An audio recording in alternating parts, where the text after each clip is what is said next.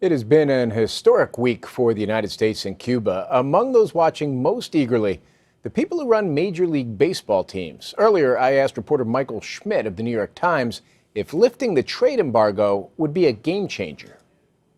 What is it going to mean for Major League Baseball to have access to Cuban ballplayers? Well, Cuba is largely considered to be the best talent of baseball players outside the United States. But for the past 50 years, the only way that major league teams have had access to it is by these players who have defected. So the question is that how much young talent is there, and can it be even bigger than countries like the Dominican Republic for them? Why has Cuba always been so successful in developing top-shelf baseball talent? There's been an enormous amount of instruction that's allowed the talent to really flourish. It's something that means a lot to Castro and has meant a lot to the island. It is the sport, it is the pastime.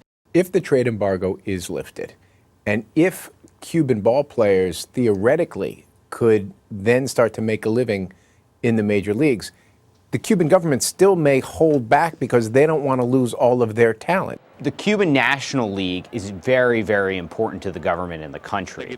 And what they don't want is to lose all the talent from that.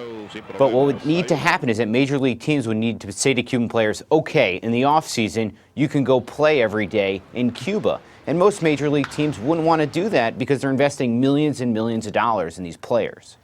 Do you envision a time where there may be a team playing out of Havana?